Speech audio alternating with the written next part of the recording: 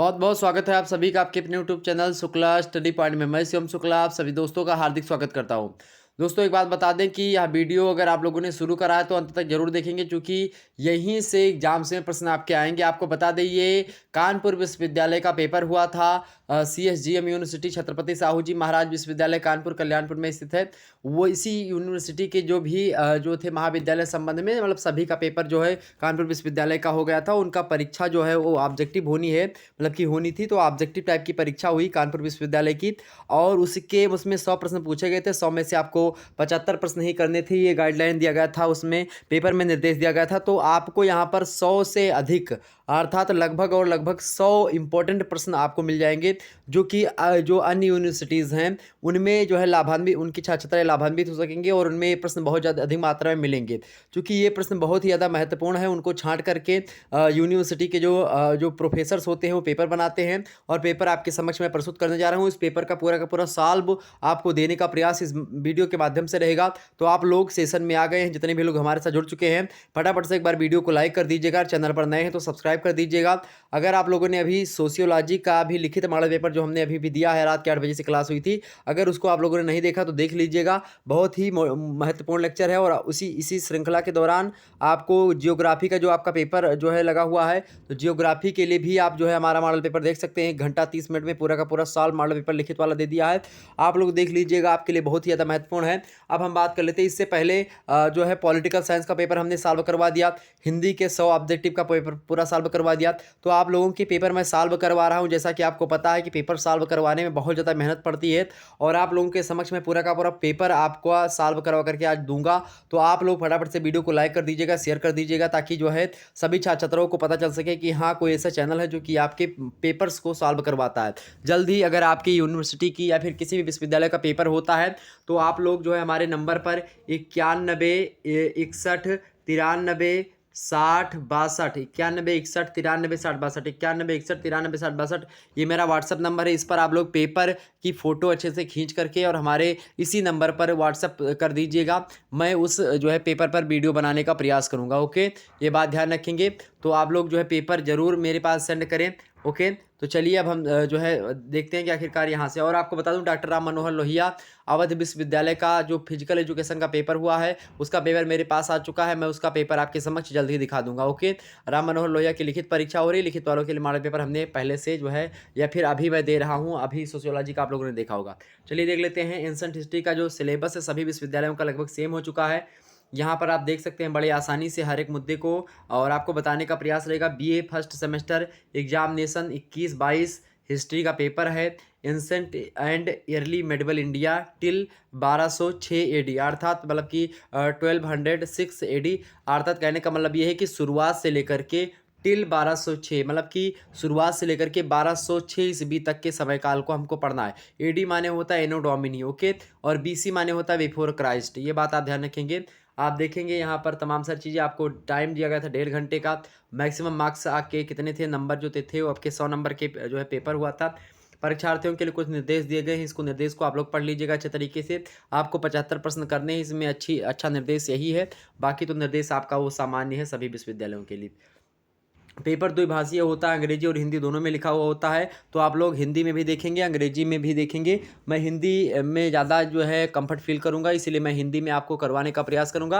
आप लोग बगल में अंग्रेजी लिखी हुई है, आप लोग यहाँ पर देखने का प्रयास करें, अंग्रेजी वाले छात्र छात्राएं। तो यहाँ पर बहुत सारे लोग हमारे पास कमेंट करते थे कि सर जी अंग्रेजी में भी जो है क्वेश्चन को दिखाने का प्रयास करो। तो अब मैं मॉडल पेपर भी जब सेट करूँगा कभी अगले नेक्स्ट ईयर से, तो मैं इंग्लिश और हिंदी दोनों में आपको मॉडल पेपर सेट करने का प्रयास करूँगा। तो आप लोग दोनों के लिए लाभान्वित हो सकेगा। तो यहाँ पर देखेंगे अंग्रेजी में लिखा हुआ है, यहाँ पर देखिएगा who authored the book Hindu polity, अर्थात हिंदू पॉलिटी पुस्तक के मतलब कि पुस्तक किसने लिखी है, पुस्तक के लेखक कौन है। पहला प्रश्न मोस्ट इंपोर्टेंट प्रश्न है भाई। तो पहले प्रश्न का ऑप्शन नंबर जो है पहला ही सही है। KP जायसवाल महोदय के द्वारा हिंदू पॉलिटी नामक पुस्तक लिखी गई है। ऑप्शन नंबर इसका A करेक्ट होगा। ओके, आगे देखते हैं। अगला प्रश्न आपके समक्ष आ चुका है। Name of the famous book of कलामेज, सॉरी कल्हड़। तो कल्हड़ की या फिर जो प्रसिद्ध पुस्तक है उसका क्या नाम है। तो कल्हड़ की राज तरंगिणी सभी को पता होगी। ऑप्शन नंबर इसका C करेक्ट है। तो ये सब हमने खूब बताया था आपको।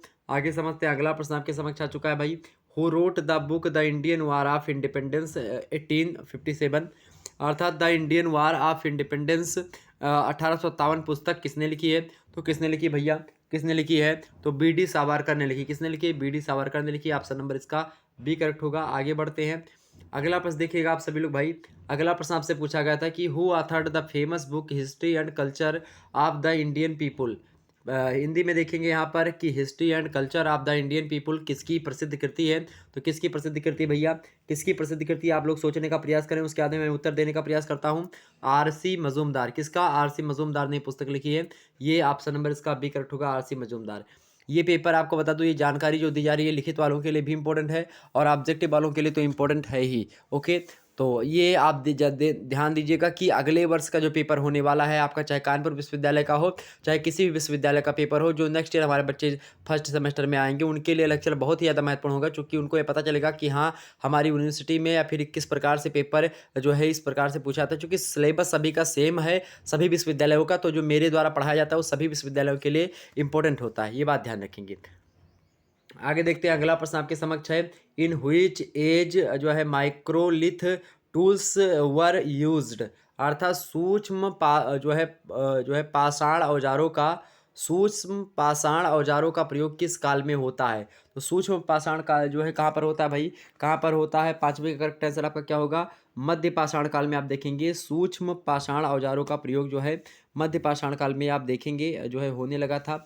तो पांचवें करेक्ट आंसर क्या होगा? ऑप्शन नंबर इसका सी करेक्ट होगा, पांचवें का। आगे देखते हैं भाई। अगला प्रश्न आप देखिएगा। अगला प्रश्न आपके समक्ष है। हालांकि इस प्रश्न में आप देखेंगे सूक्ष्म पाषाण औजारों का प्रयोग किस काल में होता है, तो वैसे मध्य पाषाण काल में, लेकिन पूरा पाषाण काल से भी छोटे थोड़े बहुत दिखाई पड़े हैं, तो इसमें लेकिन मध्य पाषाण काल इसका जो है मेरे हिसाब से करेक्ट आंसर होना चाहिए। अगला प्रश्न देखते हैं। छठवां नंबर प्रश्न देखेंगे। छठवां नंबर प्रश्न आपके समक्ष अंग्रेजी में लिखा हुआ है, हिंदी में लिख दी जाए, यानी कि अंग्रेजी में है। Who authored the book Shivaji and his times. Hindi में देखेंगे शिवाजी एंड हिज टाइम्स पुस्तक के लेखक कौन है? तो शिवाजी एंड हिज टाइम्स पुस्तक जो लिखी है वो लिखने वाले विद्वान कौन है भाई? तो उसको लिखा है किसने? जदुनाथ सरकार ने लिखा। किसने लिखा है? जदुनाथ सरकार ने लिखा है। ऑप्शन नंबर इसका डी करेक्ट होगा। किसने लिखा है? जदुनाथ सरकार ने लिखा है। अगला प्रश्न देखते हैं। सातवां नंबर प्रश्न देखेंगे। सातवां नंबर प्रश्न आपके समक्ष है भाई। सातवां नंबर प्रश्न देखने का प्रयास करेंगे आप सभी लोग। सातवां नंबर प्रश्न आपके समक्ष है। ये पूरा पाषाण काल की अवधि है। तो पूरा पाषाण काल की अवधि कौन सी है? बिल्कुल सभी का करेक्ट आंसर होगा। द पीरियड ऑफ द जो है Palaeolithic age is 25 lakh to जो है 10,000 BC, अर्थात 25 लाख से 10,000 ईसा पूर्व। ऑप्शन नंबर इसका डी करेक्ट होगा। आगे देखते हैं। अगला प्रश्न देखिएगा। अगला प्रश्न है what is called Sohan culture, यानी सोहन संस्कृति को क्या कहा जाता था? सोहन संस्कृति का एक और नाम है, तो वो कौन सा नाम है भाई? तो आठवीं का करेक्ट आंसर आपका क्या होगा? C option, chopper chopping pebble. Chopper chopping pebble जो है सोहन संस्कृति को ही कहा जाता था। ऑप्शन नंबर इसका सी करेक्ट होगा। अगला प्रश्न देखिएगा सभी लोग। अगला प्रश्न देखिएगा फटाफट से। अगला प्रश्न आपके समक्ष आ चुका है। 9वां नंबर प्रश्न देखेंगे कि Neolithic sites in India is या आर, मतलब भारत में नवपाषाण कालीन स्थल है या फिर हैं।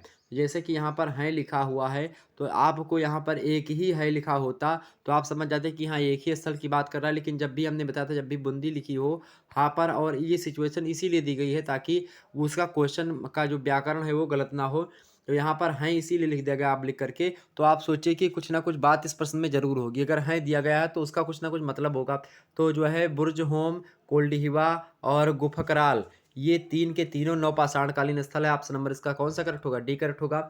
वहीं अगला प्रश्न देखते हैं आप। अगला प्रश्न देखिएगा जो है जॉर्ब कल्चर या Jorwe culture is related to which age, अर्थात जॉर्बे संस्कृति का संबंध किस काल से है भैया? तो जॉर्बे संस्कृति का जो संबंध है किस काल से है? ताम्र पाषाण काल से। ऑप्शन नंबर इसका सी करेक्ट होगा, ऑप्शन नंबर सी। अगला प्रश्न देखिएगा आप सभी लोग। अगला प्रश्न देखिएगा भाई। अगला प्रश्न है कि हु जो है डिस्कवर्ड हड़प्पा इन 1921 AD, मतलब कि हड़प्पा सभ्यता की खोज 1921 में किसने करी थी भाई? तो किसने करी थी हड़प्पा सभ्यता की खोज? आप प्रश्न नंबर आप 11 देखिएगा, उसका करेक्ट आंसर होगा दयाराम साहनी जी ने किया था। Option number B, Dayaram Sahni. अगला प्रश्न देखते हैं। 12 नंबर प्रश्न देखेंगे। मोहनजोदाड़ो किस नदी के किनारे स्थित था? 12वां नंबर प्रश्न है कि मोहनजोदाड़ो वाज जो है situated on the bank of which river, तो किस नदी के किनारे मोहनजोदाड़ो स्थित है भाई? किस नदी के किनारे स्थित है? ऑप्शन नंबर ए में ही दिया है, सिंधु नदी। बिल्कुल करेक्ट आंसर होगा ए ऑप्शन। ओके, अगला प्रश्न देखिएगा भाई। अगला प्रश्न 13वां नंबर प्रश्न है कि which place called mound of the dead, अर्थात मृतकों का टीला किस स्थल को कहा जाता था। सभी को पता होगा मृतकों का टीला, इस एक शब्द इसमें से लिखा है उसका जो है वो शाब्दिक अर्थ है। तो कौन सा करेक्ट होगा 13वां का? बिल्कुल करेक्ट आंसर आप सभी लोग लगा रहे हैं, बिल्कुल फटाफट से, बहुत सही, बहुत अच्छा कर रहे हैं आप लोग। मोहन जोदाड़ो, जी हाँ बिल्कुल मोहन जोदाड़ो, option number C is right answer. अगला प्रश्न देखिए मेरे भाई, अगला प्रश्न देखेंगे मेरे दोस्तों। चलिए अगला प्रश्न 14वां नंबर कि which of the following animals was unknown to Indus people, अर्थात सिंधु सभ्यता के लोग निम्नलिखित में से किस पशु से अनभिज्ञ थे भाई। तो ऊंट पता था उनको, हाथी पता था, शेर भी पता था, घोड़े से अनभिज्ञ थे, दरियाई घोड़ा से। ऑप्शन नंबर सी में दिया है हॉर्स इज राइट आंसर, बिल्कुल करेक्ट आंसर आप सभी का आ रहा है। फटाफट से देखेंगे अगला प्रश्न देखेंगे 15वां नंबर प्रश्न है कि where did the evidence of जो है पफिंग या फिर जो है इसको बोलते हैं कि जोतने को, ये अंग्रेजी होती है इसकी। उसके बाद में the field by puff receive जो भी लिखा हुआ है, प्लाऊ रिसीव इन जो है इंडस सिविलाइजेशन, सिंधु सभ्यता में हल द्वारा खेतों की जुताई का प्रमाण कहाँ से प्राप्त होता है। हिंदी वालों देखेंगे सिंधु सभ्यता में, अंग्रेजी वालों देख लीजिएगा यार, पढ़ने में मुझे बहुत ज़्यादा दिक्कत होती है अंग्रेजी। वैसे ही अंग्रेजी मेरे पल्ले शुरुआत से नहीं पढ़ी, अभी भी नहीं पढ़ पाती है, लेकिन मैंने सोचा कि बहुत सारे छात्र छात्र हमारे परेशान हो जाते हैं अंग्रेजी वाले, तो मैं आपको वहाँ पर जो है बोल भी दूँ थोड़ा सा, तो ज़्यादा उनको भी लगेगा कि हाँ अपना खुद का चैनल है। ठीक है, नहीं बहुत बहुत सारे लोग कहते हैं, एक दो कमेंट आता है कि सर जी मैं अनसब्सक्राइब कर दूंगा, मेरे लायक आप नहीं डालते हो। तो भैया आपका जो सब्जेक्ट होगा समय समय पर पढ़ेगा, आप वीडियो देखिए, एक ही व्यक्ति हूँ और आपके सब्जेक्ट सारे के सारे कवर करना पड़ता है, तो आप सोचिए कितनी मेहनत करनी पड़ती होगी। आपको मात्र 3 सब्जेक्ट पढ़ने होते हैं और मुझे, आप सोचिए आपको 3 सब्जेक्ट पढ़ने होते हैं, एक ही ईयर में पढ़ने होते हैं, लेकिन मुझे BA first year, second year, third year तीनों को लेकर के चलना होता है और तीनों के सारे सब्जेक्ट को आपको पढ़ाना होता है। तो आप सोचिए मेरे ऊपर क्या बीतती है, और मैं, मेरी खुद की पढ़ाई भी चल रही है। अब आप सोचो मैं खुद की पढ़ाई कब करता हूँ और आपके लिए कब टाइम निकाल करके पेपर सॉल्व करता हूँ, या फिर आपके मॉडल पेपर सेट करता हूँ, या आपकी क्लासेस देता हूँ। ठीक है, हालांकि चलिए, सिंधु सभ्यता में हल द्वारा खेतों की जुताई का प्रमाण कहाँ से प्राप्त हुआ है? कहाँ से प्राप्त हुआ भाई? 15वें का करेक्ट आंसर क्या होगा? बिल्कुल बिल्कुल कालीबंगा से, ऑप्शन नंबर इसका डी करेक्ट होगा, कालीबंगा। अगला प्रश्न देखते भाई, अगला प्रश्न 16वां नंबर प्रश्न आपके समक्ष आ चुका है, फटाफट से लिखा हुआ है कि where did the evidence of sea dock receive in the Indus civilisation, अर्थात सिंधु सभ्यता में गोदीवाड़ा बंदरगाह के साक्ष्य कहाँ से प्राप्त हुए हैं। तो गोदीवाड़ा बंदरगाह का नाम है और ये मिला है हमको कहाँ से भाई? गोदीवाड़ा जो बंदरगाह मिला सिंधु सभ्यता में, वो उसके साक्ष्य कहाँ से प्राप्त हुए भाई? तो किस स्थान से प्राप्त हुए हैं? क्या लोथल से प्राप्त हुए हैं, मोहनजोदाड़ो से, या धौलावीरा से प्राप्त हुए हैं, या फिर कोटका से प्राप्त हुए हैं, सुरकोटदा से? कहाँ से मिले भैया? तो कहाँ से मिले हमको? बिल्कुल करेक्ट आंसर आप सभी का आ रहा, लोथल से। जी हाँ बिल्कुल, लोथल से हमको गोदीवाड़ा बंदरगाह का जो है पता चलता है। 17वां नंबर प्रश्न है the future of the Indus Valley civilisation via था, सिंधु घाटी सभ्यता की विशेषता। हाँ फीचर ये, तो सिंधु घाटी सभ्यता की विशेषता थी भाई, कौन सी विशेषता थी? बिल्कुल नगर नियोजन भी ठीक ठाक था, सड़क व्यवस्था भी थी, जल निकास प्रणाली भी अच्छी थी। ऑप्शन नंबर इसका क्या करेक्ट होगा? डी, बिल्कुल करेक्ट आंसर आप सभी लोग ऑल द एबव। अगला प्रश्न देखते हैं, 18 नंबर प्रश्न है कि ग्रेट बैथ वाज फाउंड इन, विशाल स्नानागार पाया गया था, कहाँ से मिला था? विशाल स्नानागार कहाँ से मिला भैया? तो 18वें नंबर का करेक्ट आंसर क्या होगा? विशाल स्नानागार जो मिला था आपका, वो मोहनजोदाड़ो से प्राप्त हुआ। कहाँ से मिला भाई? कहाँ से मिला है? 18वें का करेक्ट आंसर क्या होगा? बिल्कुल मोहनजोदाड़ो से, ऑप्शन नंबर इसका भी करेक्ट होगा। ऋतिक रोशन वाली मूवी है मोहनजोदाड़ो, देख लीजिएगा, बड़ी अच्छी पिक्चर है और उसमें आपको थोड़ा बहुत इतिहास के बारे में जानकारी मिल जाएगी, अगर इतिहास की दृष्टि से देखेंगे, ऐतिहासिक दृष्टि से उस मूवी को देखिएगा, अपना माइंड सेट समझिए कि आप एक इतिहासकार हो और उस हिसाब से मूवी देखिए उसको, तब मज़ा आ जाएगा। अगला प्रश्न है evidence of paired burial burial has been found from, अर्थात युग्मित समाधान के साक्ष्य प्राप्त हुए हैं। युग्मित समाधान मतलब कि जोड़े में शव को दफनाने को युग्मित समाधान कहा जाता है। तो युग्मित समाधान के साक्ष्य जो है कहाँ से प्राप्त हुए हैं भैया? तो कहाँ से मिले हैं? कालीबंगा से मिले। ऑप्शन नंबर इसका सी करेक्ट होगा। अगला प्रश्न देखते हैं, अगला प्रश्न है वो 20 नंबर प्रश्न देखेंगे कि कांस्य की नर्तकी की मूर्ति कहाँ से प्राप्त हुई भाई? तो कांस्य की नर्तकी की मूर्ति कहाँ से प्राप्त हुई? 20वें का करेक्ट आंसर क्या होगा? बिल्कुल बी ऑप्शन, मोहनजोदाड़ो से प्राप्त हुई है। ऑप्शन नंबर इसका क्या करेक्ट होगा? बी करेक्ट होगा, मोहनजोदाड़ो। अगला प्रश्न देखो भाई, 21 नंबर प्रश्न है कि which of the following is the oldest Veda, अर्थात निम्नलिखित में से सबसे प्राचीन वेद कौन सा है? तो सबसे प्राचीन कौन सा? ऋग्वेद। ओके, कौन सा वेद है भाई? ऋग्वेद है। ओके, ये बात ध्यान रखेंगे, ऋग्वेद, यजुर्वेद, सामवेद और अथर्ववेद। ओके, ऑप्शन नंबर इसका कौन सा करेक्ट होगा भाई? बी करेक्ट होगा। B is right answer. 21 number का करेक्ट आंसर क्या होगा? B option. अगला प्रश्न देखते भाई, अगला प्रश्न आप देखेंगे 22 नंबर प्रश्न है, शतपथ ब्राह्मणा इज रिलेटेड टू हिज वेद, अर्थात शतपथ ब्राह्मण किस वेद से संबंधित है? ऑप्शन नंबर जो है प्रश्न नंबर 22 करेक्ट आंसर क्या होगा? क्या शतपथ ब्राह्मण ऋग्वेद से संबंध रखता है, या सामवेद से, यजुर्वेद से, या फिर अथर्ववेद से? फटाफट से आप लोग गेस करने का प्रयास करेंगे। तो 22 का करेक्ट आंसर आपका होगा शतपथ जो ब्राह्मण है वो यजुर्वेद से संबंधित है। ऑप्शन नंबर इसका सी करेक्ट होगा, यजुर्वेद से। अगला प्रश्न 23 नंबर प्रश्न देखेंगे, which of the following Veda is related with music, अर्थात 23 नंबर देखेंगे कि निम्न में से किस वेद का संबंध संगीत से है? बिल्कुल करेक्ट आंसर। बहुत बहुत अच्छा प्रश्न है, मोस्ट इंपोर्टेंट प्रश्न है कि निम्नलिखित में से किस वेद का संबंध संगीत से है? मेरे प्यारे दोस्तों बताने का प्रयास करेंगे, क्या ऋग्वेद का संबंध है, या सामवेद का, यजुर्वेद का, या अथर्ववेद का? फटाफट से बताने का प्रयास करें, किस वेद का संबंध, किस वेद का संबंध मेरे प्यारे दोस्तों संगीत से है? तो किसका है? साम वेद का संबंध जो है संगीत से है। आप सा सा मिला लीजिएगा भैया, सा सा मिला लीजिएगा, संगीत और सा से साम वेद। अगला प्रश्न देखेंगे भाई 24 नंबर प्रश्न है, इन द वैदिक period Jain was ruled by, अर्थात वैदिक काल में जो जन थे, जन का शासक होता था। वैदिक काल में जन का शासक होता था। जन का शासक कौन होता था भाई? तो जन का जो शासक होता था उसको हम गोप कहते थे या फिर राजा कहते थे। यहाँ पर ग्रामड़ी बिल्कुल गलत है, विस्पति भी बिल्कुल गलत है। विश्व के जो विश्व होती थी, एरिया होती थी, विश्व एक एरिया का नाम है, तो उस एरिया के जो मालिक होते थे उनको विस्पति कहा जाता था। जो ग्राम का मालिक होता था उसको ग्रामड़ी कहा जाता था, लेकिन जो जन का मालिक होता था उनको हम लोग क्या कहते थे? गोप कहते थे, या फिर उसी को राजा कहते थे। तो ऑप्शन सी लगाइएगा, राजन में दिया है राजन। राजन बिल्कुल करेक्ट आंसर होगा, राजन। ओके, ऑप्शन नंबर इसका बी। हालांकि राजन कहा नहीं जाता था, ये बात ध्यान रखेंगे, गोप या फिर राजा से तात्पर्य ले आता था, लेकिन यहाँ पर राजन दिया है, तो क्या राजन हो सकता है? तो इस प्रश्न का उत्तर दो हो सकते हैं, एक तो ये बी ऑप्शन लग सकता है, और उपरोक्त में से कोई नहीं, चूंकि इसके स्थान पर अगर गोप होता तो हम लोग लगा देते कि हाँ गोप होता करेक्ट आंसर।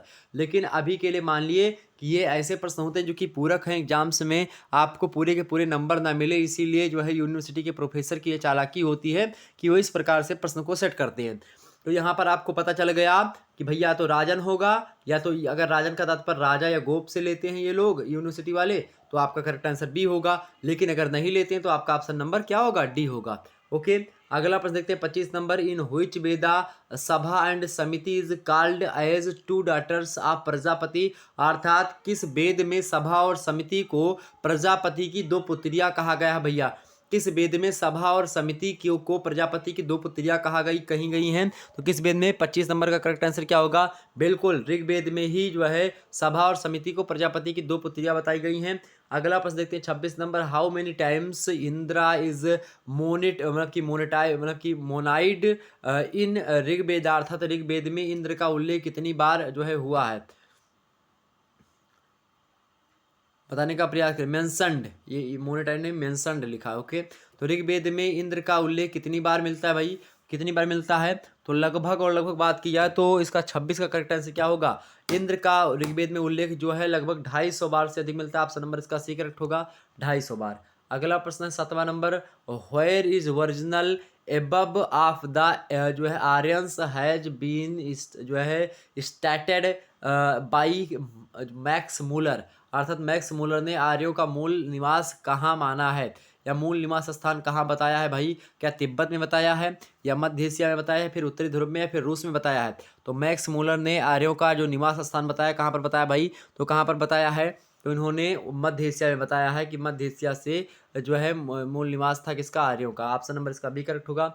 अगला प्रश्न 28 नंबर प्रश्न देखने का प्रयास करेंगे, what was the chief profession of the Rigveda people, अर्थात ऋग्वेद काल के लोगों का मुख्य व्यवसाय क्या था भाई? तो क्या था? ऋग्वेद के जो लोग होते थे उनका जो मुख्य व्यवसाय था वो पशुपालन था। बिल्कुल करेक्ट आंसर आप सभी का, ऑप्शन नंबर इसका ए करेक्ट होगा। अगला प्रश्न देखते हैं 29 नंबर प्रश्न है कि by which word the symbol of trade union is जो है ऑप्शनड इन वैदिक पीरियड, अर्थात वैदिक काल में व्यापारिक संघ का संकेत किस शब्द से मिलता है? बताने का प्रयास करेंगे। 4 ऑप्शन आपके स्क्रीन पर दिए हुए हैं। 29 नंबर प्रश्न का करेक्ट आंसर क्या होगा? तो वैदिक काल में व्यापारिक संघ का संकेत किस शब्द से मिलता है भाई? तो 29 का करेक्ट आंसर आपका क्या होगा? ऑप्शन नंबर ए, शिल्प। ऑप्शन नंबर इसका क्या करेक्ट होगा? शिल्प। तो व्यापारिक संघ को हम शिल्प के नाम से या फिर जान सकते हैं। ओके, ये बात ध्यान रखेंगे। आगे समझते हैं अगला प्रश्न, 30वां नंबर प्रश्न है, सत्यमेव जयते इज टेकन फ्रॉम, अर्थात सत्यमेव जयते कहाँ से लिया गया है? सत्यमेव जयते जो है आपका मुंडक उपनिषद से लिया गया। ऑप्शन नंबर इसका सी करेक्ट होगा। तो इसका सी करेक्ट होगा, मुंडक उपनिषद, ऑप्शन नंबर इसका सी। अगला प्रश्न देखते हैं भाई। अगला प्रश्न आपके समक्ष है 31 नंबर कि in which Buddhist literature there is a mention of 16 Mahajanapadas, अर्थात किस बौद्ध ग्रंथ में खोडस अर्थात 16 महाजनपदों का उल्लेख मिलता है? जी हाँ, मोस्ट इंपोर्टेंट प्रश्न है, एग्जाम्स में आ सकता है। तो किस में भैया, किस बौद्ध ग्रंथ में खोडस महाजनपदों का जो है उल्लेख मिलता है? तो किस में मिलता है भैया? किस में मिलता है? बिल्कुल अंगुत्तर निकाय में मिलता है। किस में मिलता है? अंगुत्तर निकाय में मिलता है। ऑप्शन नंबर इसका सी करेक्ट होगा। अगला प्रश्न देखते हैं, 32 नंबर प्रश्न है, in 6th century BC Kaushambi was the capital of, अर्थात 6वीं शताब्दी ईसा पूर्व में कौशाम्बी की राजधानी कौन सी थी? तो कौशाम्बी की राजधानी क्या थी भाई? कौशाम्बी की राजधानी जो थी वत्स थी। ऑप्शन नंबर इसका सी करेक्ट होगा। अगला प्रश्न देखिएगा सभी लोग, अगला प्रश्न फटाफट से वीडियो को लाइक और शेयर कर जितने भी लोग देख रहे हैं। अगला प्रश्न देखते हैं आपका 33 नंबर प्रश्न है। 33 नंबर प्रश्न दिया है कि which among the following mahajanapadas was जो है situated on the bank of river जो है गोदावरी। तो मतलब कि गोदावरी नदी के किनारे, मतलब निम्न में से कौन सा महाजनपद गोदावरी नदी के तट पर स्थित था? 33 नंबर फटाफट से बताने का प्रयास करेंगे। तो कौन सा था भाई जो गोदावरी नदी के तट पर स्थित था? तो ऑप्शन नंबर ए में ही दिया है असमक। असमक, ऑप्शन नंबर इसका ए करेक्ट होगा। ओके, अगला प्रश्न है, असमक नामक महाजनपद जो है गोदावरी नदी के किनारे स्थित था। 34 नंबर प्रश्न है भाई, 34 नंबर प्रश्न है कि Prasenjit belonged to which Mahajanapada, Prasenjit किस महाजनपद से संबंधित था? तो प्रसेनजित जो थे वो आपके कौशल महाजनपद से संबंध रखते थे। ऑप्शन नंबर इसका बी करेक्ट होगा। अगला प्रश्न है 35 नंबर देखेंगे, the wife of the empire, the wife of emperor Bhishma, क्या दिया है? Bimbisara. The wife of the emperor Bimbisara of Haryanka, मतलब कि जो है हरियक, मतलब हरियंक लिखा है लेकिन हरियक पढ़ा जाता है, हरियक वंश, हरियंक का डायनेस्टी वाज, अर्थात हरियक वंश के शासक बिंबिसार की पत्नी थी। तो the wife of the Bimbisara, the wife of imperial Bimbisara of हरियक dynasty was, correct answer क्या होगा भाई? क्या खेमा थी, चेलना थी, कौशला देवी थी, ये सभी इनकी पत्नियां थी। तो 35 का करेक्ट आंसर क्या होगा भाई? 35 का आपके करेक्ट आंसर क्या होगा? ऑप्शन नंबर बी, चेलना जो थी इनकी पत्नी थी। ऑप्शन नंबर इसका बी करेक्ट होगा। अगला प्रश्न देखिए सभी लोग फटाफट से, 36 नंबर प्रश्न दिया है। 36 नंबर प्रश्न आपको दिया है कि किस शासक ने युद्ध में रथ मूसल और महाशिला कंटक नामक हथियारों का प्रयोग किया था? तो आप ये मत लिखिए, देखिए बाहुबली मूवी में, बाहुबली में रथ कंटक आप देखे हैं, रथ कंटक महामूसल, जो रथ मूसल जो था, रथ मूसल और महाकंटक, महाशिला कंटक। रथ मूसल आप देखे होंगे कि जो रथ के आगे जो है वो जो भल्लाल देव थे, भल्लाल देव रथ के आगे जो है वो चक्री बांध लेता है और वो नाचती है, जैसे जैसे चक्का नाचता है उसका रथ का, उसी बेग से जो है चरखी पे लगा रहता है और आगे का वो तलवार रहती है, चारों तरफ जो है उसकी धार रहती है, नाचता रहता है और सारे के सारे जो जो सिपाही होते हैं, मतलब कि जो लड़ने वाले होते हैं सैनिक, वो सब मरते चले जाते हैं। और उसका जो महाशिला कंटक जो था, जो अस्त्र था, जो एक प्रकार से निकल जाता था उसका जब चाहता था तब, तो वो एक प्रकार से जो था वो भी किसमें, तो बाहुबली मूवी में आपको दिखाया गया है। तो ये जो है किस शासक के युद्ध में, किस शासन में जो है रखा, मतलब चलता था, तो बताने का प्रयास करेंगे। तो किस शासक ने युद्ध में रथमूसल तथा महाशिला कंटक नामक हथियारों का प्रयोग किया था? तो किसने किया था भैया? 36 नंबर का करेक्ट आंसर क्या होगा? ऑप्शन नंबर डी में दिया, अजातशत्रु ने किया था। Option number D. अगला प्रश्न देखिएगा, 37 नंबर प्रश्न है कि हु फाउंडेड द सिटी या पाटलिपुत्र, अर्थात पाटलिपुत्र नगर की स्थापना किसने की थी? तो पाटलिपुत्र नगर की स्थापना किसने करी थी भैया? 37 नंबर का करेक्ट आंसर क्या होगा? बिल्कुल, हाँ बिल्कुल करेक्ट आंसर, उदयन ने पाटलिपुत्र नगर की स्थापना की थी। ऑप्शन नंबर इसका भी करेक्ट होगा। 38 नंबर प्रश्न देखते हैं, सिक्स्थ सेंचुरी, मतलब कि six century BC was an age of, मतलब 6वीं शताब्दी ईसा पूर्व युग का विकास जो है किसका युग था? 6वीं शताब्दी ईसा पूर्व में सामाजिक आंदोलन का, राजनीतिक आंदोलन का, धार्मिक आंदोलन का, ये उपयुक्त में से कोई नहीं। तो भाई 38 नंबर का करेक्ट आंसर क्या होगा? 38 का करेक्ट आंसर आपका होगा सी ऑप्शन, धार्मिक आंदोलन का युग आप मान सकते हैं। किसका? धार्मिक आंदोलन का युग आप मान सकते हैं। 6वीं शताब्दी ईसा पूर्व किसका युग था? तो छठे जो है धार्मिक आंदोलन का युग आप मान सकते हैं। ऑप्शन नंबर इसका सी करेक्ट है। ओके, आगे देखते हैं, या फिर या इसमें डी भी हो सकता है, उपरोक्त में से कोई नहीं, ये बात भी ध्यान रखेंगे। इसमें थोड़ा सा डाउट है, तो आप इसमें या तो धार्मिक आंदोलन रहा होगा, तो वैसे धार्मिक आंदोलन यहाँ पर चरम उत्कर्ष पर भी ना रहा होगा। आपका ऑप्शन डी इसमें ज़्यादा राइट होगा, उपरोक्त में से कोई नहीं, ये बात ध्यान रखेंगे। ओके, लेकिन धार्मिक आंदोलन हो सकता है आपका, लेकिन धार्मिक आंदोलन जो है हो सकता था लेकिन है नहीं, आप डी लगाइएगा। ओके, उपरोक्त में से कोई नहीं। 39 नंबर प्रश्न है, which Mauryan empire was known as जो है सेंट्रोकोट्स, अर्थात किस मौर्य सम्राट को सेंट्रोकोट्स के नाम से जाना जाता है, मतलब कि जाना गया था। तो कौन सा मौर्य सम्राट है भाई? तो 39 का करेक्ट आंसर क्या होगा? 39 का करेक्ट आंसर आपका सी होगा। ओके, 39 का करेक्ट आंसर आपका कौन सा होगा भाई? सी होगा, चंद्रगुप्त मौर्य। हालांकि इसका करेक्ट आंसर आप डी लगाइएगा। ओके, उपरोक्त में से कोई नहीं। 6वीं शताब्दी वाला ईसा पूर्व में किसका युग था? तो आप लिखाएंगे डी, उपरोक्त में से कोई नहीं। 39 का हो गया। 40 का देखेंगे, हु रोट द जो है बुक इंडिका, इंडिका पुस्तक की रचना किसने करी? सभी को पता होगा, बच्चे बच्चे को। इंडिका पुस्तक के रचनाकार कौन है भाई? मेगास्थनीज ने इंडिका की रचना करी थी, ऑप्शन नंबर सी में दिए हैं। अगला प्रश्न देखेंगे, अगला प्रश्न 41 नंबर, अंग्रेजी वालों देख लीजिएगा, इधर हिंदी में मैं बताता हूँ। भारतीय इतिहास में किस शासक को पहला साम्राज्य निर्माता माना जाता है? भारतीय इतिहास में किस शासक को पहला साम्राज्य निर्माता माना जाता है भाई? चंद्रगुप्त मौर्य को ही माना जाता है। ऑप्शन नंबर इसका डी दिया है। 41 नंबर का करेक्ट आंसर क्या होगा? D option. ओके, 41 में दिया गया चंद्रगुप्त मौर्य। अगला प्रश्न देखते हैं, 42 नंबर प्रश्न देखिएगा। 42 नंबर प्रश्न है आपके समझ, कौटिल्यस अर्थशास्त्र is divided into the many sections, अर्थात कौटिल्य का अर्थशास्त्र कितने अभिकरणों में विभाजित है? कौटिल्य का जो है अर्थशास्त्र कितने अभिकरणों में विभाजित है मेरे प्यारे दोस्तों? 42 का करेक्ट आंसर क्या होगा? 42 का करेक्ट आंसर क्या होगा? बी ऑप्शन लगा दीजिएगा। 15 भागों में, मतलब 15 अभिकरणों में विभाजित है इनका, ऑप्शन नंबर इसका बी। अगला प्रश्न 43 नंबर प्रश्न देखेंगे। 43 नंबर प्रश्न आपके समक्ष है कि सौराष्ट्र की सुदर्शन झील का निर्माण किसने करवाया था? तो सौराष्ट्र की सुदर्शन झील का निर्माण किसने करवाया था भाई? तो ऑप्शन नंबर ए लगाइएगा, चंद्रगुप्त मौर्य। लेकिन इसमें अगर एक ऑप्शन देता आपका पुष्यमित्र गुप्त, पुष्यगुप्त देता तो पुष्यगुप्त ने बनवाया था, क्योंकि पुष्यगुप्त जो था एक सूबा था, उस सूबे का सूबेदार था पुष्यगुप्त, जो कि सूबा चंद्रगुप्त मौर्य के ही शासनकाल में था। तो इसका जो है एक सूबेदार था पुष्यगुप्त, उसने जो है इस जो है सुदर्शन झील का निर्माण करवाया था। तो ऑप्शन ए में ही चंद्रगुप्त मौर्य लिखा है, यही लगा दीजिएगा, जो कि इसी के शासनकाल में हुआ था। ओके, आगे देखते हैं, अगला प्रश्न है 44 नंबर प्रश्न देखेंगे। 44 नंबर अंग्रेजी वालों देख लीजिएगा इधर। 44 नंबर प्रश्न है कि निम्न में से किस लेखक ने उल्लेख किया है कि चंद्रगुप्त मौर्य की सेना में 6 लाख सैनिक थे? तो किसने बताया भाई चंद्रगुप्त मौर्य की सेना में जो है 6 लाख से सैनिक थे? तो जो है ऑस्टिन महोदय ने बताया। किसने? जस्टिन महोदय ने। ऑप्शन नंबर इसका डी करेक्ट है। कहीं कहीं पर ऑस्टिन, कहीं कहीं पर जस्टिन आपको लिखा हुआ मिलेगा। 45 नंबर प्रश्न है, Ashoka name is found in which minor rock edit, मतलब एडिक्ट्स, किस लघु शिलालेख में अशोक का नाम मिलता है?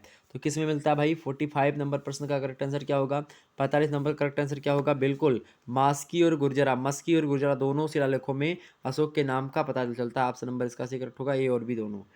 अगला प्रश्न है 46 नंबर प्रश्न देखेंगे, the first royal king to to क्या दिया है यहाँ पर?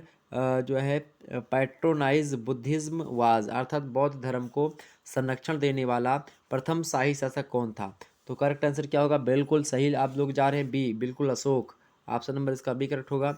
अगला प्रश्न 47 number, who discovered Ashoka's encryption and his Brahmi script, अर्थात किसने अशोक के शिलालेख एवं उसकी ब्राह्मी लिपि की खोज करी थी? तो किसने अशोक के शिलालेखों की खोज करी और उसके बाद में उसके द्वारा जो लिखी गई लिपि थी, अर्थात उस लिपि का पता लगाया, ब्राह्मी लिपि में लिखी गई थी, तो किसने किया था भाई? तो 47 नंबर का करेक्ट आंसर क्या होगा आपका? Option number B, James Prinsep ने। ऑप्शन नंबर इसका कौन सा करेक्ट होगा? बी करेक्ट होगा। ओके, अगला प्रश्न देखते हैं, 28 नंबर प्रश्न देखेंगे, निम्नलिखित में से कौन सा, मतलब कि कौन, निम्नलिखित में से कौन कर राजस्व वसूलने वाला अधिकारी था?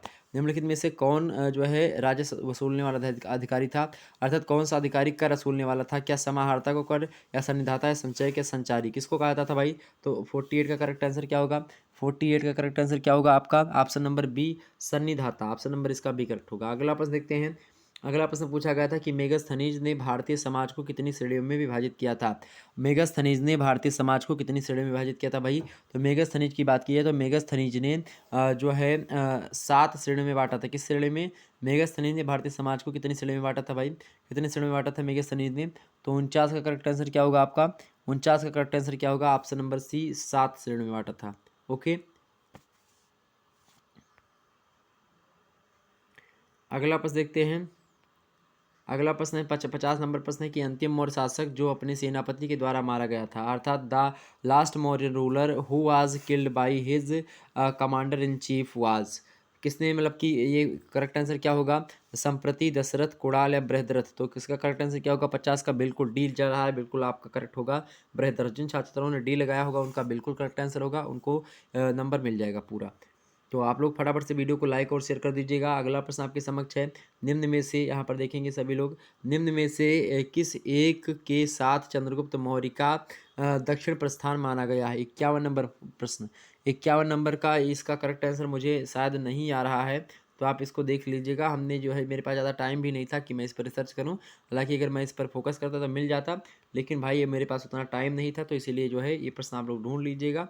इस प्रश्न का उत्तर जो है हमने यहाँ पर नहीं बताने का प्रयास किया, एक प्रश्न ही बच गया आपका। अगला प्रश्न है, धर्मा इज वर्ड ऑफ, अर्थात धम्म जो है, धम्मा, तो धम्म शब्द का किसका भाई, किस भाषा का है, तो धम्म शब्द किस भाषा का है, तो करेक्ट आंसर बिल्कुल किसका, पाली भाषा का है। किस भाषा का है, पाली भाषा का है। सबसे पुरानी भाषा कौन सी है आपकी, प्राचीन भाषा संस्कृत है, संस्कृत से पाली, पाली से प्रकृत, प्रकृत से अभ्रंश, अभ्रंश से औहट, और औहट के बाद में हिंदी। अगला प्रश्न आपके समक्ष है, 53 नंबर प्रश्न देखेंगे, who was the founder of the Gupta dynasty, अर्थात गुप्त वंश का संस्थापक कौन था। 53 नंबर प्रश्न है, गुप्त वंश का संस्थापक कौन था भैया, तो 53 नंबर का करेक्ट आंसर क्या होगा, गुप्त वंश का संस्थापक कौन था भाई, गुप्त वंश का संस्थापक आपके कौन था, श्रीगुप्त था। ऑप्शन नंबर इसका बी करेक्ट होगा। अगला प्रश्न है जो है 54 नंबर प्रश्न है कि who was the writer of Prayag प्रशस्ति, प्रयाग प्रशस्ति का रचयिता कौन था भैया, तो प्रयाग प्रशस्ति के रचयिता कौन थे आपके, प्रयाग प्रशस्ति के रचयिता कौन थे, 54 नंबर करेक्ट आंसर क्या होगा, ऑप्शन नंबर बी, हरिसेन जो थे वही थे। अगला प्रश्न है 55 नंबर प्रश्न देखेंगे, चीनी यात्री फाहियान किसके शासनकाल में भारत आया था, चीनी यात्री फाहियान किसके शासनकाल में भारत आया था, तो समुद्र जो है चंद्रगुप्त द्वितीय की, अर्थात चंद्रगुप्त विक्रमादित्य जो था उनके शासनकाल में चीनी यात्री फाहियान जो था भारत में आया था, अर्थात during whose reigns did the Chinese traveller Fahien come to the India, तो चंद्रगुप्त द्वितीय अर्थात चंद्रगुप्त विक्रमादित्य इसी को कहा जाता है। 56 नंबर प्रश्न देखेंगे, 56 नंबर प्रश्न है, देखिएगा सभी लोग फटाफट से। 56 नंबर प्रश्न आपकी स्क्रीन पर विजिबल हो पा रहा होगा कि निम्नलिखित में से किस शासक को लिच्छवी देहित्र कहा गया है। लिच्छवी देहित्र किसे कहा गया है, who is the following ruler was known as जो है लिच्छवी देहित्र, तो किसको कहा जाता है भाई, किसको कहा जाता है, तो वो कहा जाता है समुद्रगुप्त को। क्या कहा जाता है, लिच्छवी देहित्र को। समुद्रगुप्त ने जितने भी युद्ध लड़े, 100 से अधिक युद्ध को लड़ा और सारे के सारे युद्ध जीता, आज तक कोई युद्ध हारा नहीं, ये बात आप ध्यान रखें। ऑप्शन नंबर इसका सी करेक्ट होगा। अगला प्रश्न है, भारत का नेपोलियन भी इन्हीं को कहा जाता है। अगला प्रश्न, निम्न में से कौन समुद्रगुप्त का दरबारी कवि था, निम्नलिखित में से अर्थात who among the following was the court poet of Samudragupta. ठीक है, तो देखिए भाई, कौन समुद्रगुप्त का दरबारी कवि था, निम्न में से कौन समुद्रगुप्त का दरबारी कवि था भाई, तो कौन था, 57 नंबर का करेक्ट आंसर आपका क्या होगा, बिल्कुल हाँ, हरिसेन जो थे वही समुद्रगुप्त के दरबारी कवि थे। ऑप्शन नंबर इसका बी करेक्ट होगा। 58 नंबर प्रश्न देखेंगे कि which one the following temples was not built during the Gupta period, निम्नलिखित में से कौन सा एक मंदिर गुप्तकालीन निर्मित नहीं है। 58 नंबर का करेक्ट आंसर क्या होगा, तो 58 नंबर का आपका करेक्ट आंसर होगा option number D, Kandariya Mahadev का मंदिर जो है ये गुप्ता कालीन काल में निर्मित नहीं, बाकी तिगवा विष्णु जो है अवतार मंदिर जो होगा आपका, और देवगढ़ दशावतार मंदिर, भीतरगांव ईंटों का मंदिर, ये सब जो है गुप्त काल में ही बनाए गए, जबकि कंदरिया महादेव मंदिर ये इसमें नहीं बनाया गया। अगला प्रश्न आपके समक्ष 59 नंबर प्रश्न है कि which of the following was the first Gupta ruler to issue coins, अर्थात निम्नलिखित में से किस गुप्त शासक ने सर्वप्रथम सिक्के जारी करी थे, तो 59 नंबर का करेक्ट आंसर क्या होगा, 59 का करेक्ट आंसर क्या होगा, चंद्रगुप्त प्रथम ने ही जो है सबसे पहले सिक्के जारी किए थे। ऑप्शन नंबर इसका ही करेक्ट होगा। अगला प्रश्न है 60 नंबर प्रश्न है कि द फर्स्ट जो है इंस्क्रिप्शनल एविडेंस ऑफ द जो है सती प्रथा हैज़ बीन फाउंड फ्राम, अर्थात सती प्रथा का प्रथम अभिलेखीय साक्ष्य कहाँ से प्राप्त हुआ है। 60 नंबर का करेक्ट आंसर क्या होगा, 60 का ऑप्शन नंबर बी, एरन अभिलेख से मिलता है हमको। ऑप्शन नंबर इसका बी करेक्ट होगा। अगला प्रश्न है 61 नंबर प्रश्न देखेंगे। 61 नंबर प्रश्न है कि which ruler was called Napoleon of India, Bharat का नेपोलियन के शासक को कहा जाता है भाई, तो भारत का नेपोलियन को जो कहा जाता है वो हमने आपको पहले ही बता दिया, समुद्रगुप्त को भारत का नेपोलियन कहा जाता है। ऑप्शन नंबर इसका बी करेक्ट होगा। अगला प्रश्न देखते हैं, अगला प्रश्न है 62 number, title of Vikramaditya was assumed by, अर्थात विक्रमादित्य की उपाधि धारण की थी, किसने धारण करी थी? चंद्रगुप्त, मतलब कि विक्रमादित्य की उपाधि किसने धारण करी थी? ऑप्शन नंबर इसका 62 का कौन सा करेक्ट होगा?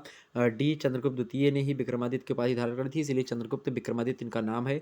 चंद्रगुप्त द्वितीय, चंद्रगुप्त इनसे पहले चंद्रगुप्त मौर्य थे, वो प्रथम है, उनके बाद में चंद्रगुप्त विक्रमादित्य आए, जिनको विक्रमादित्य, विक्रम संवत का शुरुआत उन्हीं के जन्म से माना जाता है।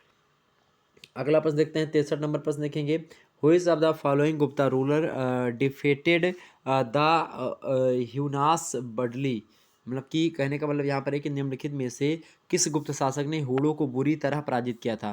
तो किसने पराजित किया था भाई? किसने पराजित किया था हूणों को बुरी तरह से? तो समुद्रगुप्त ने ही, मतलब सॉरी, स्कंदगुप्त ने पराजित किया था हूणों को बुरी तरह से। ऑप्शन नंबर इसका सी करेक्ट होगा, स्कंदगुप्त ने। 63 का करेक्ट आंसर क्या होगा? ऑप्शन नंबर सी।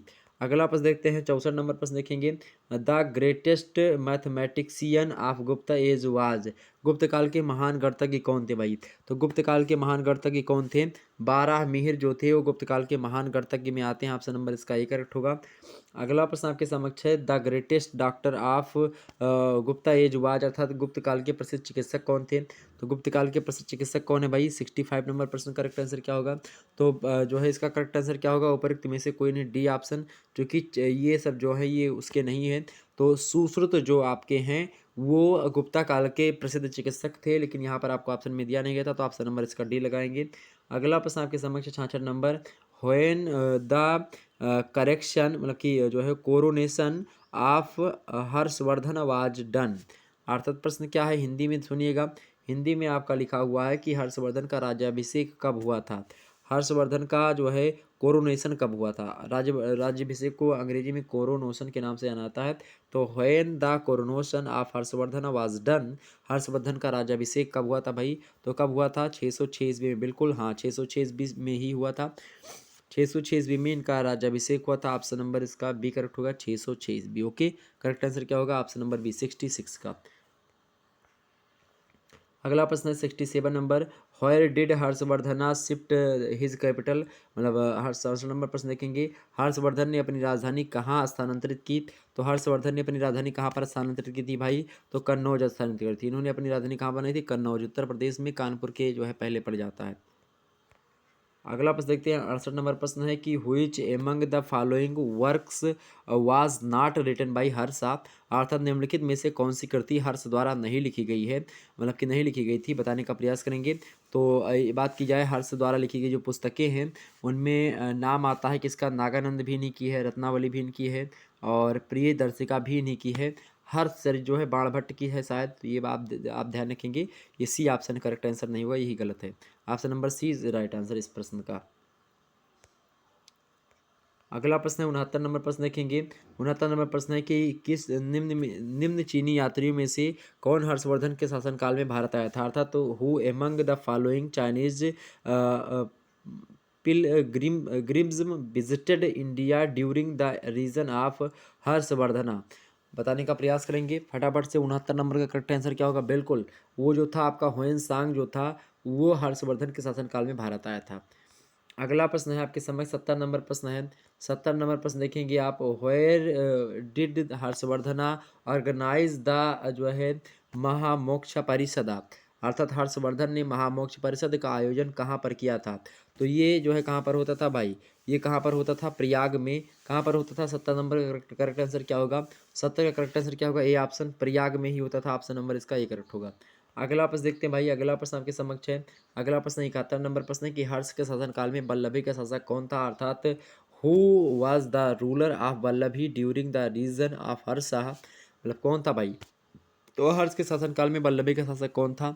71 नंबर का करेक्ट आंसर क्या होगा? ऑप्शन नंबर बी, ध्रुवसेन द्वितीय जो था तब शासनकाल में था। ऑप्शन नंबर इसका बी करेक्ट होगा, 71 का बी ऑप्शन। ओके, आगे देखते हैं अगला प्रश्न जो है 72 नंबर प्रश्न है, who was the author of Kadambari, अर्थात कादम्बरी का लेखक कौन था भाई? तो कादम्बरी के लेखक कौन है? सभी को पता होना चाहिए, बहुत ही फेमस पुस्तक है। तो कौन है इसके? बाणभट्ट ने लिखा है कादम्बरी। ऑप्शन नंबर इसका सी करेक्ट होगा, बाणभट्ट की रचना है कादम्बरी। 72 नंबर का करेक्ट आंसर क्या होगा भाई? C option. अगला प्रश्न देखते हैं। अगला प्रश्न देखिएगा भाई, अगला प्रश्न देखिएगा, अगला प्रश्न आपके समक्ष है 73 नंबर प्रश्न है कि द पीरियड बिटवीन 647 अर्थात 604 मतलब कि 47 AD to 1200 AD is known as अर्थात 647 ईस्वी से 1200 ईस्वी तक के समय काल को किस नाम से जाना जाता है? मुस्लिम काल, राजपूत काल, मुगल काल या फिर विपरीत में से कोई नहीं। तो इसको हम राजपूत काल के नाम से जानते हैं। ऑप्शन नंबर इसका बी करेक्ट होगा 73 का। 73 नंबर करेक्ट आंसर क्या होगा? B option. आगे देखते हैं अगला प्रश्न। अगला प्रश्न आपके समक्ष आ चुका है कि whose book is the Prithviraj जो है रासो मतलब पृथ्वीराज रासो किस ग्रंथ है ना कि किसका ग्रंथ है? पृथ्वीराज रासो पुस्तक का है एक, उस पुस्तक के हिंदी में आप खास करके पढ़ते होंगे, हमने पढ़ाया है। तो पृथ्वीराज रासो जो है चंद बरदाई की रचना है। ऑप्शन नंबर इसका सी करेक्ट होगा, चंद बरदाई। अगला प्रश्न आपके समक्ष है ग्वालियर मतलब कि inscription is related to which dynasty अर्थात ग्वालियर अभिलेख का संबंध किस वंश से है भाई? तो ग्वालियर अभिलेख का संबंध किस वंश से है? 75 नंबर का करेक्ट आंसर क्या होगा? 75 नंबर का। ऑप्शन नंबर डी गुर्जर प्रतिहार वंश से संबंधित है ग्वालियर अभिलेख। ऑप्शन नंबर इसका कौन सा करेक्ट होगा? डी करेक्ट होगा। आगे देखते हैं अगला प्रश्न आपके समक्ष आ चुका है। अगला प्रश्न 76 नंबर प्रश्न है कि whom did the Arab traveller Sulaiman जो है considers as the greatest enemy of Islam अर्थात अरब यात्री सुलेमान ने इस्लाम का सबसे बड़ा शत्रु किसे बताया है? तो सबसे बड़ा शत्रु इस्लाम का किसे बताया था भाई? उसने अरब यात्री जो था सुलेमान, उसने बताया था कि भारत में एक ऐसा राजा है जो कि इस्लाम का सबसे बड़ा शत्रु है। वो कौन सा है भाई? वो कौन सा है? तो वो आपके थे मिहिर भोज। ऑप्शन नंबर इसका ही करेक्ट है। अगला प्रश्न देखते हैं। अगला प्रश्न 77 नंबर प्रश्न है कि the famous poet Rajashekhar was the guru of which ruler? 77 number प्रश्न है कि प्रसिद्ध कवि राजशेखर किस शासक का गुरु था? तो प्रसिद्ध कवि जो राजशेखर थे वो किस शासक के गुरु थे भैया? किसके गुरु थे? तो महेंद्र पाल प्रथम के गुरु थे। ऑप्शन नंबर इसका बी करेक्ट होगा। अगला प्रश्न देखते हैं। सभी लोग फटाफट से एक बार वीडियो को लाइक और शेयर कर दीजिएगा। अगला प्रश्न 78 नंबर। सभी लोग फटाफट से वीडियो को लाइक और शेयर करेंगे। दोस्तों बड़ी मेहनत करने के बाद में आपका पेपर सॉल्व करवाने का प्रयास किया जाता है। फटाफट से एक बार वीडियो को लाइक और शेयर कर दीजिएगा। अगला प्रश्न है कि which ruler was known by the name of Rai Pithora? किस शासक को राय पिथौरा नाम से जाना जाता था? किस शासक को राय पिथौरा नाम से जाना जाता था भाई? तो 78 नंबर करेक्ट आंसर क्या होगा? 78 नंबर प्रश्न करेक्ट आंसर आपका होगा ऑप्शन नंबर डी में दिए हैं आपकी पृथ्वीराज तृतीय।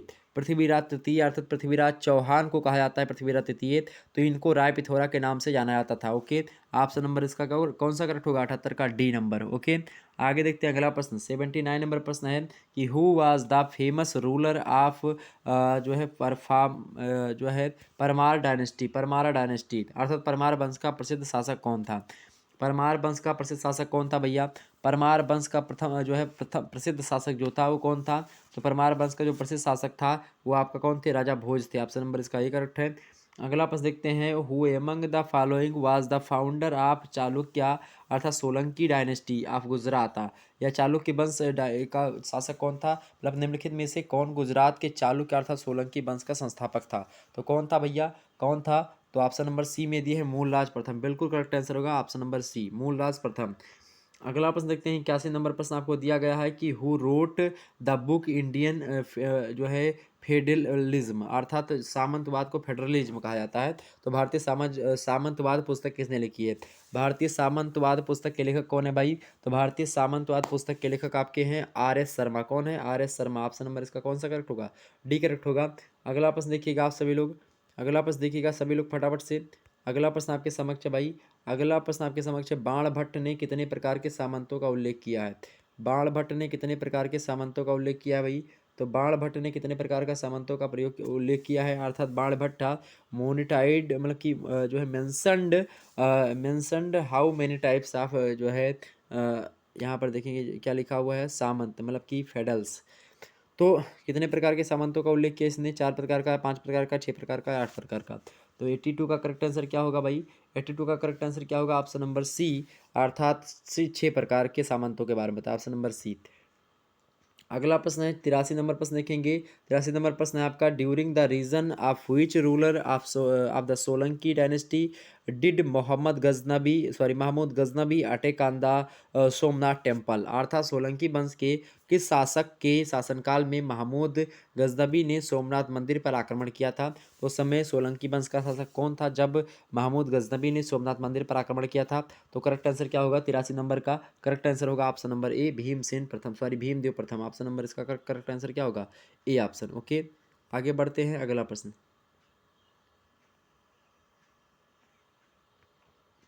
अगला प्रश्न आपके सामने, how many times did Mahmud Ghaznavi attack on India. Mahmud Ghaznavi Bharat पर कितनी बार आक्रमण किया था? सभी को पता होगा, 17 बार। ऑप्शन नंबर इसका डी करेक्ट होगा। अगला प्रश्न 85 number, on which state the Mahmud Ghaznavi attack at the last in India, अर्थात महमूद गजनबी ने भारत में अंतिम आक्रमण किस राज्य पर किया था? तो अंतिम आक्रमण जो किया था किस पर किया था भाई? सिंध पर किया था। ऑप्शन नंबर इसका ए करेक्ट होगा। 85 नंबर का करेक्ट आंसर क्या होगा? ए ऑप्शन करेक्ट होगा। अगला प्रश्न देखिए भाई, अगला प्रश्न आपके समक्ष है, 86 नंबर प्रश्न है कि फर्स्ट बैटल ऑफ जो है ट्रेन वाज फाइट इन, मतलब कि तराइन का जो प्रथम युद्ध हुआ था, ट्रेन बोल दिया क्या? तराइन, सॉरी, तराइन का प्रथम युद्ध हुआ था। 86 नंबर, तराइन का प्रथम युद्ध कब हुआ था भाई? तराइन का प्रथम युद्ध 1191 में हुआ था। तराइन का द्वितीय युद्ध 1192 में हुआ था। ओके, ये बात ध्यान रखेंगे, द्वितीय युद्ध 1192 में, प्रथम युद्ध 1191 में। 87 नंबर प्रश्न है कि who lost the second battle of Tarain. Tarain के द्वितीय युद्ध में कौन पराजित हुआ था? तो तराइन के द्वितीय युद्ध में जो पराजित हुआ था वो पृथ्वीराज तृतीय पराजित हुआ था और मोहम्मद गौरी जो है जीता था। जबकि प्रथम युद्ध में मोहम्मद गौरी को बुरी तरह से पराजित करा था किसने? जो है पृथ्वीराज चौहान ने, अर्थात पृथ्वीराज तृतीय ने। ऑप्शन नंबर इसका बी करेक्ट होगा। 87 का करेक्ट आंसर क्या होगा? Option number B. आगे देखते हैं, अगला प्रश्न आपके समक्ष 88 नंबर है। 88 नंबर प्रश्न आपको क्या दिया है भाई? 88 नंबर प्रश्न दिया है कि which commander of Mahmud Ghori, मतलब कि मोहम्मद गौरी जो है अटेंड विक्ट्री अगेंस्ट बंगाल, अर्थात मोहम्मद गौरी ने किस सेनापति, मतलब मोहम्मद गौरी के किस सेनापति ने बंगाल पर विजय प्राप्त की थी? फटाफट से बताने का प्रयास करें, कौन है भाई वो? तो कौन था वो आपका था कौन? ऑप्शन नंबर 88 नंबर का करेक्ट आंसर क्या होगा? 88 का करेक्ट आंसर क्या होगा भाई? 88 का करेक्ट आंसर आपका होगा option number B, Bakhtiyar Khilji. Option number इसका बी करेक्ट होगा। अगला प्रश्न 89 नंबर प्रश्न देखेंगे, मोहम्मद गौरी और पृथ्वीराज तृतीय के मध्य हुए युद्धों का वर्णन किस, मतलब कि ग्रंथ में मिलता है? तो चंद बरदाई में मिलता है, हसन निजामी में मिलता है, मिनहाज उस सिराज में मिलता है, सभी मिलता है। ऑप्शन नंबर इसका डी करेक्ट होगा। अगला प्रश्न देखते हैं भाई, अगला प्रश्न है कि हुइच, मतलब कि 90 नंबर प्रश्न है कि व्हेन डिड महमूद, मतलब कि मोहम्मद बिन कासिम डिफीड जो है दाहिर आन कनकुर सिंध, मतलब कि मोहम्मद बिन कासिम ने दाहिर को पराजित कर कब सिंध पर विजय प्राप्त करी थी? तो 712 ईस्वी में। ऑप्शन नंबर इसका भी करेक्ट होगा। अगला प्रश्न आपके समक्ष है, 91 नंबर प्रश्न देखेंगे। 91 नंबर प्रश्न अंग्रेजी वाले उधर पढ़ लीजिएगा। प्रश्न है कि प्राचीन भारतीय समाज में स्वीकार्य संस्कारों की संख्या कितनी थी? प्राचीन भारतीय समाज में स्वीकार्य संस्कारों की संख्या कितनी थी भाई? 91 नंबर का करेक्ट आंसर क्या होगा? तो ऑप्शन नंबर सी, 16 संस्कार उस समय थे। उस समय हमने पूरे के पूरे संस्कारों को आपको बड़े अच्छे तरीके से समझा दिया था और निश्चित तौर पर आपको पता होना चाहिए। अगला प्रश्न है 92 नंबर प्रश्न है कि इन हुइच जो है इन, मतलब कि किस संस्कार, मतलब in which sanskar the child was sent to gurukul for education, किस संस्कार में बच्चे को शिक्षा प्राप्त करने के लिए गुरुकुल भेजा जाता था? तो विद्यारंभ संस्कार में। ऑप्शन नंबर इसका भी करेक्ट होगा। सब हमने संस्कार तो पूरा अच्छे तरीके से पढ़ा ही दिया था। 93 नंबर प्रश्न, और बाकी प्रश्न लगभग यहाँ से आपको बता दूं कि आपके लगभग और लगभग जो है 55 से 60 प्रश्न जो है इस पेपर के पूछे गए थे। हमारे आपके जो हमने बताया था आपको पूरा का पूरा महासंग्राम वीडियो पढ़ाई है, और उसके बाद में जो हमने आपको ये भी बताया था, ये चीज़ें जो है महासंग्राम वीडियो से भी आए हैं, और जो मॉडल पेपर हमने दिया था उससे भी तमाम सारे प्रश्न फंसे हैं। अगला प्रश्न देखते हैं, 93 नंबर प्रश्न है कि चार आश्रमों का उल्लेख किस उपनिषद में मिलता है? अर्थात इन हुई उपनिषद फॉर जो है मतलब कि ये उपनिषद 4 आश्रमा आर मतलब कि मेंशनड, तो किस में मिलता है भाई? तो किस में मिलता है? 93 नंबर का करेक्ट आंसर क्या होगा? बी ऑप्शन, बिल्कुल जबाली उपनिषद में मिलता है। ऑप्शन नंबर इसका बी करेक्ट होगा। अगला प्रश्न देखिएगा भाई, अगला प्रश्न आपके समक्ष है, 94 नंबर प्रश्न देखेंगे। प्राचीन भारत में 50 से 75 वर्ष की आयु किस आश्रम की अवस्था थी? प्राचीन भारत में 50 से 75 वर्ष की आयु किस आश्रम की अवस्था थी भाई? तो किस आश्रम की अवस्था थी? तो वो वानप्रस्थ था, जंगल में जाने की अवस्था। ऑप्शन नंबर इसका सही करेक्ट होगा। वानप्रस्थ आश्रम 50 से, मतलब कि 75 साल की जो आयु होती है इसके बीच में होता है। अगला प्रश्न है 95 नंबर प्रश्न देखेंगे, अंग्रेजी में देख लीजिएगा, हिंदी में देखेंगे यहाँ पर। किस विवाह में वर का पिता वधू के पिता को 2 गाय या बैल देता था? तो विवाह आपका कौन सा विवाह कहलाता था भाई? तो 95 नंबर का करेक्ट आंसर क्या होगा आपका? वो ऑप्शन नंबर बी, अर्स जो विवाह होता है, विवाह का एक प्रकार है अर्स। 8 प्रकार के विवाह होते हैं, अर्स, ब्रह्म, असुर, गंधर्व, ये सब विवाह अलग अलग प्रकार के। तो उसमें जो अर्स विवाह होता है, इसमें जो वर का अर्थ जो दूल्हे का पिता होता था, वो जो वधू का पिता होता था उसको 2 गाय दिया करता था। ओके, अगला प्रश्न आपके समक्ष है, 96 नंबर प्रश्न है कि हुई of the following types of जो है मैरिज इज नॉट जो है प्रशस्ता मैरिज, अर्थात निम्नलिखित में से कौन सा प्रकार जो है प्रशस्त नहीं था विवाह का, मतलब कि प्रशस्त माने होता है कि प्रचलित था। तो ब्रह्म विवाह ठीक ठाक था, देव विवाह, आर्ष विवाह ये सब कर सकते थे, लेकिन जो है गंधर्व विवाह जो है प्रशस्त नहीं था। ऑप्शन नंबर इसका डी करेक्ट होगा। गंधर्व विवाह माने प्रेम विवाह।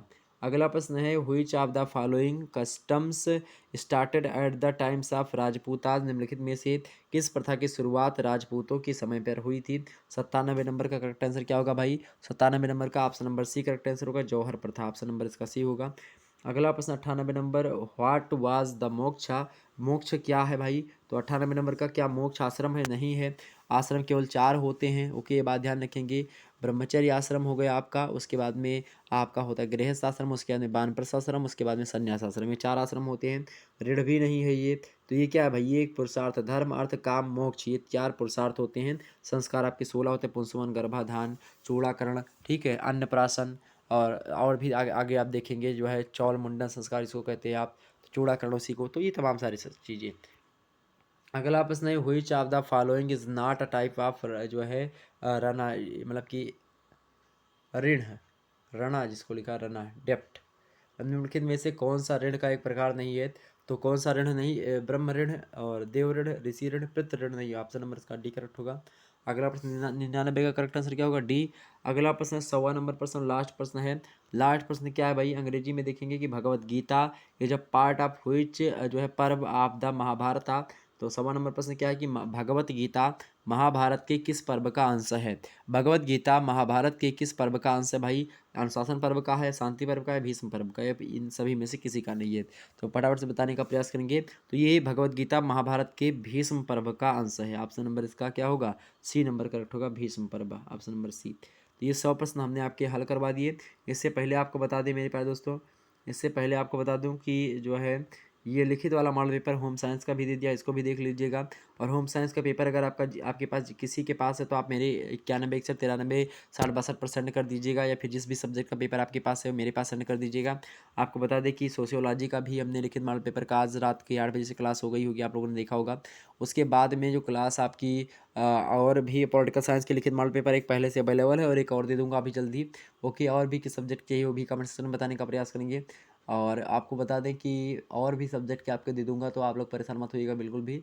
और भी मैं आपको सब्जेक्ट के दे दूंगा, ओके। सोशियोलॉजी का यहाँ पर ऑब्जेक्टिव मॉडल पेपर भी हमने दे दिया है, इसको भी देख लीजिएगा। और सोशियोलॉजी की पॉलिटिकल साइंस का पेपर हमने सॉल्व करवा दिया, इसको भी देख लीजिएगा। और हिंदी साहित्य का भी सॉल्व करवा दिया, उसको भी देख लीजिएगा, ओके। चलिए फिर मिलते हैं नेक्स्ट वीडियो में, तब तक के लिए जय हिंद जय भारत। आप सभी को बहुत बहुत धन्यवाद हमारे साथ जुड़ने के लिए। इसी प्रकार से अपना प्यार दुलार हमेशा बनाए रखिएगा, बहुत बहुत धन्यवाद।